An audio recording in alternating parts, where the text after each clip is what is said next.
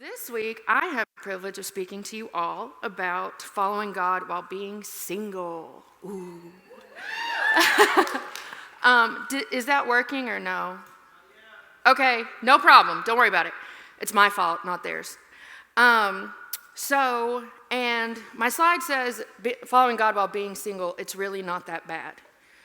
I think, and even me included, when you first get into recovery and you're like a tree, okay? And it's the tree, but you've produced a lot of rotten fruit over the years of your addiction. There was a tree with rotten fruit. Just use your holy imaginations, okay? Because in our addiction, we produce this ugly, rotten fruit, and when we first get clean and we look back at our recent past, that's all we see is like the ugliness. So then we start to work on changing our people and our places and our things and our habits, and the rotten fruit starts to fall away. But then you're left there and you're bare and you're vulnerable and you're maybe not that pretty, like the trees outside for wintertime right now. So human nature, Adam and Eve did it first, so it's fine that we do this, but we take matters into our own hands. And we start making really pretty bows and buying some fruit to tie it to the tree. Am I right? We get a job. We start making money. We start paying some bills. We're living like a pro-social life. I'm not saying there's anything wrong with that. Hear that? Huh? No one wants the bills. No one wants the bills. Women, we start getting our nails done and our hair done, and we go shopping. Men, y'all start going to the gym and you go shopping. Thank you for laughing at that. It was supposed to be funny. We all start adding things to our lives to help fill this void that is left after we've stepped away from our hurt, habit, or hang-up. And for a lot of us, including me, this leads to a relationship. And like I said, none of these are bad to do. And it helps us to see ourselves differently and feel better about ourselves as we're moving forward and finding out who we are in recovery, who we are without drugs, and most importantly, who we are in Christ. And then there's a pretty tree, and doesn't that tree look so much better? Yay! And it certainly feels better, looking all fly with all this pretty fruit on it. And like I said, I did the same thing. So enough of you know about some of my past relationships. I'm not going to get into the nitty-gritty. But I got myself into a bad relationship right off the rip. I'd been clean for like 3 months, two of which I was in jail, and I was in rehab. So you do the math. And this relationship didn't seem bad at first. He was funny, and he made me feel good about myself. And as I got to know him, you start seeing these red flags, but you see the red flag and you're like, okay, see you later flag. Like doesn't matter. Especially again, I was very early in my recovery. I'm still looking at who am I? Who does God say I am? So I was just walking right past all that stuff. But the more red flags that I saw in him as a person, the more red flags I was also seeing in myself and in my walk with God. And again, I blatantly ignored these signs. I don't recommend it because it doesn't end well. I had quit spending as much time with God. I was staying up all night, talking on the phone, being all cute on the phone, not getting enough sleep, not doing as well at work. It's just a whole distraction that made me feel good, right? It made me feel valued and pretty and all those things, but I had my mind on all the wrong things. But also, luckily, during this time, I was in a program which gave me the opportunity to work on my issues of codependency. In case you don't know, when you take drugs away from me, I am super codependent. And it's not that I need a relationship, but I need to fix somebody else. I did start to notice and pay more attention to these red flags that came up in this first relationship. And then I started to see how actually horrible and toxic the relationship was. One thing led to another. I broke up with him. Yay. Okay, now, can anyone guess what happened next? I got into another relationship immediately. So I started dating someone who was one of my old friends, and we had known each other for a long time. We always had a good time together. We laughed. He was funny. They're all funny, right?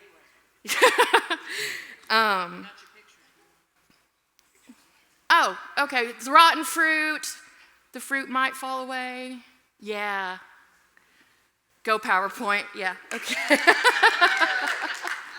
Thank you so much for working hard on that. So yes, and then we start tying this fruit to the tree to make it look better. Okay. So I'm with this second boyfriend that I had in recovery, and he was a good guy. There's all the red flags from the first one. Yes, yes. Yeah, there's a lot. There's so many flags. Thank you. See, they get me. So when I was dating this second man, again, we had been friends for a long time. We had history. We really liked each other. We cared about each other's well-being. But I remember I was at the gym, and I'm watching this couple, and they were like going from machine to machine. They were helping each other figure out how to use the machine. They were encouraging each other. They were challenging each other. Like, it was just a really cool picture to me of what a healthy relationship should look like. And the Lord spoke to me in that very moment, and he said, you're going to have that one day, Savannah, but not with this current man that you're talking to. I'm going to keep it anonymous for the safety of the innocent. Somebody gets my jokes. That makes me feel so good. But they were challenging each other to do better, to do a little bit more, go a little bit harder, like level up, right? And that to me, that just made me see what true love is supposed to look like. We are meant to help our significant other become their best self. Never hold somebody back. Never just like be fine as you are. And, okay. But yeah, God said, you'll have that one day, but not with him. Can anyone guess what happened? No, I kept dating the same guy. Okay. So I kept dating that person, and that went on, but he wasn't doing things that I thought he should be doing. Keep in mind, codependent, I know, okay? But it ended up not working out, and, well, we're not friends anymore. So, but I remembered God's promise. Savannah, you're going to have that one day. And I literally just hold on to that with dear life. So a couple months after that, me and the love of my life got back together. It's the man that, like, we had been through some really dark times in our addiction together, some of the worst parts, really, but we still loved each other, and I just knew that now that we were both clean, that's who God was talking about when he said I'd have that one day. I knew it was him. And that we were meant to be together forever. We'd be married. I don't know what we'd be doing right now, but something. Can anyone guess what happened? He broke up with me after 3 months. What? He did leave me. Thank you. Thank you. Yeah, our relationship only lasted 3 months, and he broke up with me. I was devastated. I had been clean a couple of years at this point, and so that version of me was like the best Savannah that had ever been at that time, and that still wasn't enough. Whew. I did everything right. He was funny, and we still really cared about each other and loved each other, but some people are just meant to actually just be friends. And also, I don't think it was last week, it might have been the week before, but the speaker was talking about some people are just in your life for a season. Not everyone is supposed to be in your life forever. And sometimes that really hurts. Okay. Sometimes that hurts. And it's like you have to grieve somebody that's not dead. I have to let that go. But in that moment, I'm like ugly crying on the floor, begging God, why, God, why? But he reminded me of his promise. I'm going to have that one day. But not with any guy that I was ever in addiction with, for one. And I not blamed God, but I questioned him, why can't I have a good relationship? What's wrong with me, right? We take it real personally, like there's something wrong with us. And the Lord told me that it's not me, but I do have some work to do. So I kind of went back to being this bare, vulnerable tree with some fruit, but I really didn't know. And I had done a few things to work on myself, but I still felt so alone. So he reminded me of his promise that I will have that God-honoring, fulfilling relationship someday. And as we know from the story of Abraham and Sarah, God doesn't really like it when we take matters into our own hands to fulfill his promise to us. And that's, as it turns out, what I was trying to do. And he told me to quit messing around. So it's been a little bit over a year ago, and I skipped a part, sorry. In all these relationships, I was not honoring God. We weren't praying together. We weren't doing godly things together. A couple of them might have come to celebrate with me, but that's part of my life, so it's really important to me. So of course they showed up for that, but they never wanted to go to church or do any of the other things that I do to live a God-filled life. Which again made me not go to church as much, made me not do the things. So celebrate's the one thing I never let go of, because celebrate works. Being here, having a community of people, having a small group, having people that love you and support you no matter if you're single or not single or whatever your situation in life is, this is the place that I feel like I'm at home in a church family. But I wasn't honoring God with those relationships, and I was with these men for how they made me feel, both physically and emotionally. They filled whatever this hole that my hurt, habit, and hang-up had left inside of me. So I'm stubborn, y'all, okay? I finally took God's promise to heart.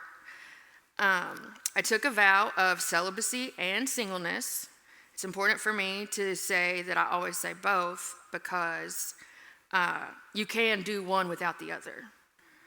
But God let me know that I shouldn't do either. Thank you.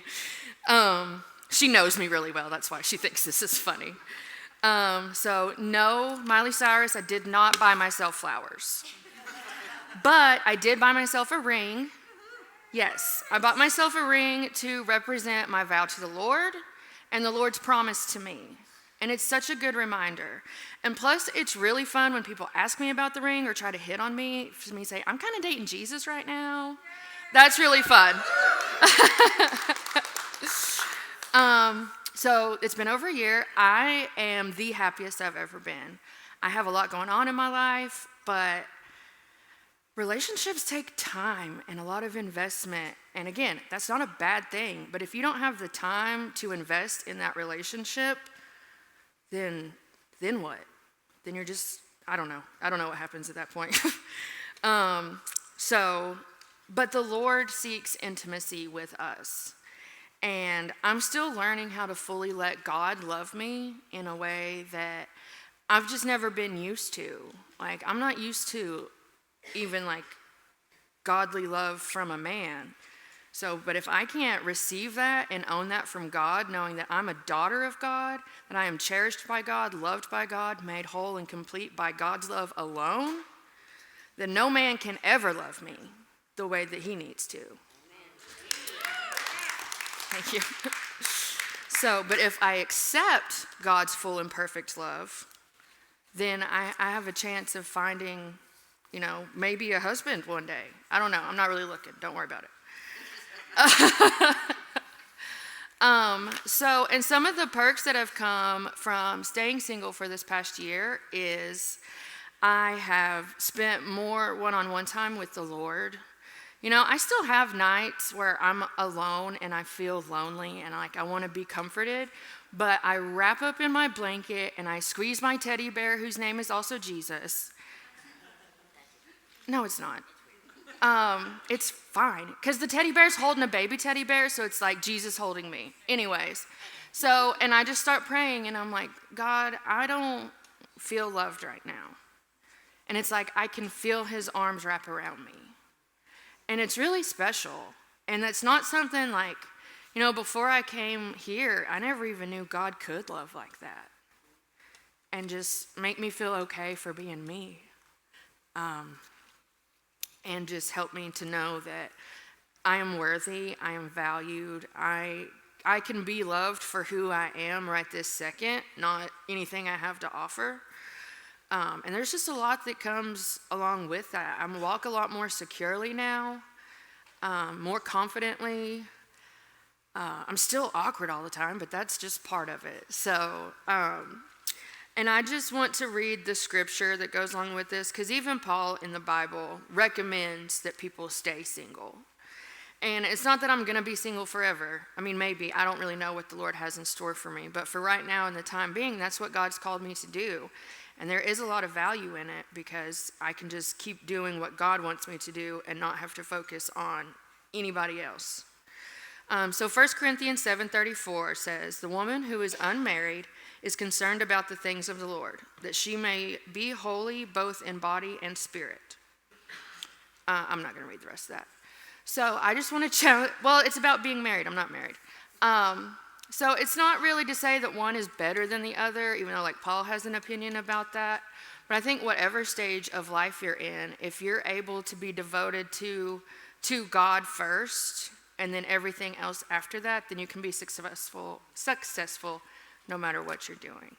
So that's all I have for tonight. Oh, no, it's not. Psych. So I also asked Corey for permission to see if it was okay. If anybody is willing or wants to take this same vow as me, I have commitment chips, but I don't think I'm going to call people up. If you want one, just come meet me in the back, and I would love to pray for you and give you a chip. Okay? Okay. That's all.